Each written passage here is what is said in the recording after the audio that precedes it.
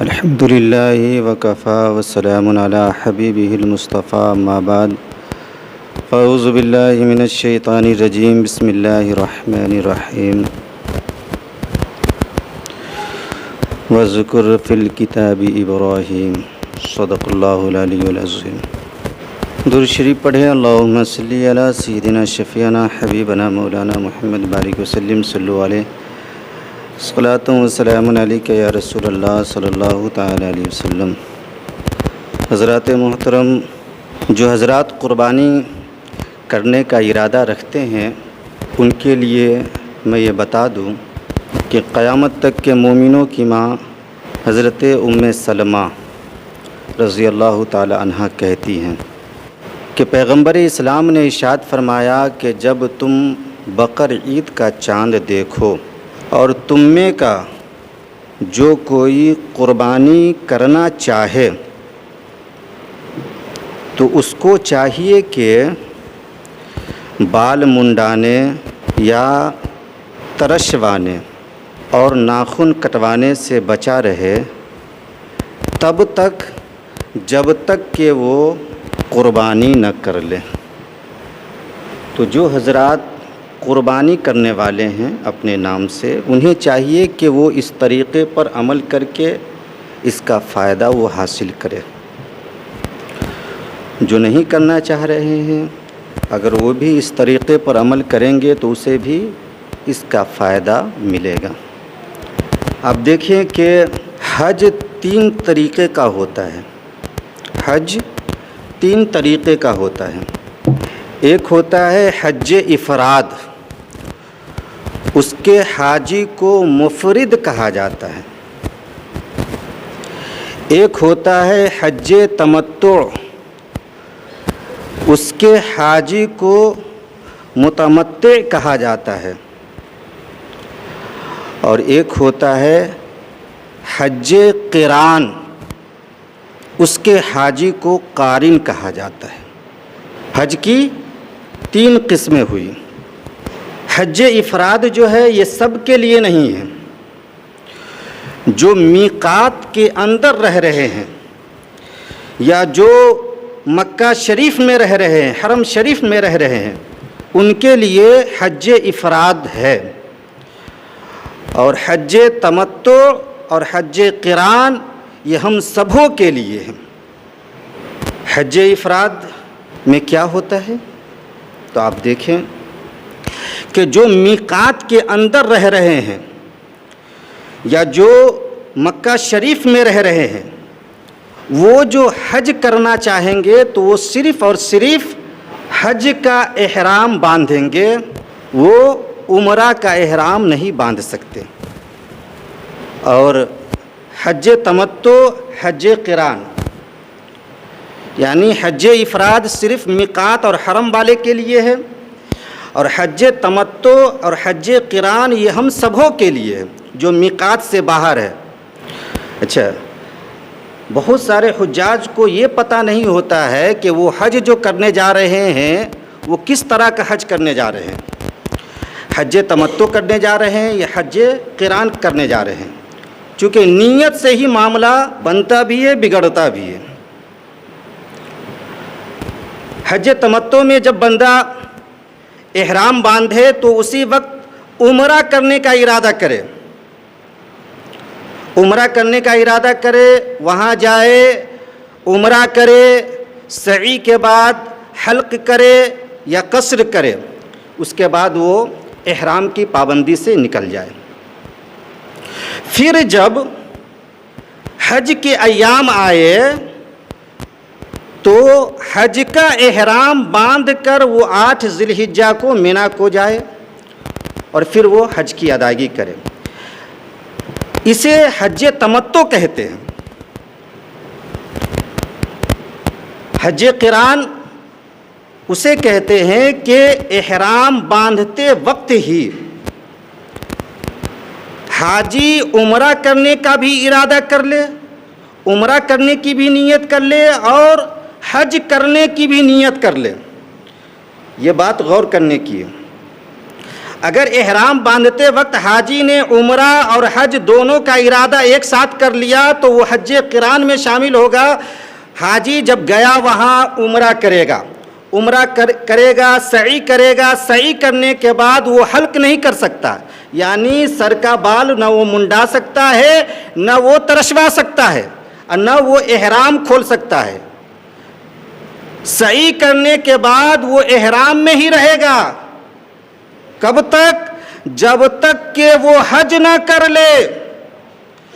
جب حج ہو جائے اور 10 ذی الحجہ کو برے شیطان کو کنکریاں مار کر قربانی کر لے، اس کے بعد وہ پابندی احرام سے نکل سکتا ہے۔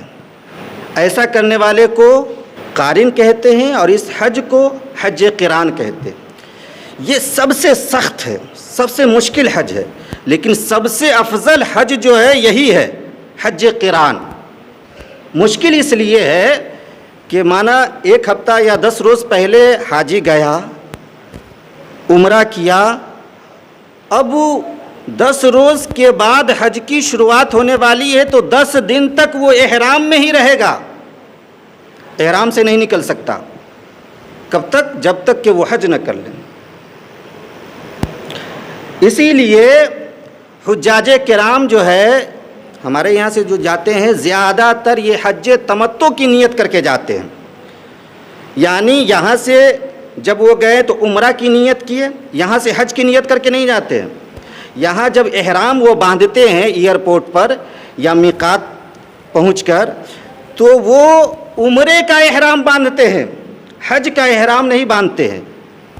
پھر وہاں پہنچ کر عمرہ کر لیتے ہیں، عمرہ کے بعد جو ہے احرام کی پابندی سے نکل جاتے ہیں، پھر جو ہے سلا ہوا کپڑا پہنتے ہیں، پھر جب حج کے ایام آتے ہیں تو حج کا احرام باندھ کر حج کرتے ہیں۔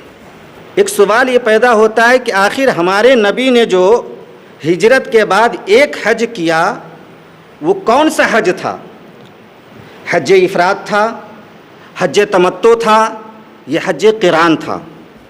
تو سنیں، ہمارے نبی نے جو حج کیا وہ حج قران تھا، کیونکہ آقا نے جو احرام باندھا اسی وقت آپ نے عمرہ اور حج دونوں کا ارادہ کیا، اور عمرہ بھی آپ نے ادا کیا، حج بھی آپ نے ادا کیا۔ تو حضور نے حج قران کیا، یہ سب سے افضل حج ہے، لیکن سب سے مشکل بھی ہے۔ تو پتہ چل گیا آپ کو کہ حج جو ہے 3 طرح کے ہوتے ہیں۔ حج کتنی قسم کا ہے؟ 3 قسم کا، ایک حج افراد، ایک حج تمتع، ایک حج قران۔ اب اس ذات پر تھوڑا سا تذکرہ کرتا ہوں جس کی سنت کو ہم سب اپنانے والے ہیں۔ آپ دیکھیں، 4 چیزیں جو ہیں یہ بڑی اہم ہوا کرتی ہے سبھوں کے لیے: جان، مال، اولاد اور وطن یعنی ملک۔ یہ 4 چیزیں جو ہے یہ سب کے لیے بڑی خاص ہوا کرتی ہے، سب اس سے محبت کرتا ہے، جس کے اندر بھی عقل پائی جاتی ہے۔ آپ غور کریں تو پتہ چلے گا کہ اللہ رب العزت نے حضرت ابراہیم علیہ السلام کو جان، مال، اولاد اور وطن، ان 4 چیزوں کے ذریعے آزمایا، اور بحمدہ تعالی حضرت ابراہیم علیہ السلام ان 4 آزمائش میں کھڑے اترے تو اللہ نے آپ کو اپنا خلیل بنا لیا۔ سبحان اللہ! اللہ نے آپ کو اپنا خلیل بنا لیا۔ رب کا دوست، رب کا خلیل بننا کوئی آسان کام نہیں ہے، بڑی قربانی پیش کرنی پڑتی ہے، بڑے امتحانات سے گزرنے پڑتے ہیں، تب جا کر کوئی رب کا دوست بنتا ہے، رب کا خلیل بنتا ہے۔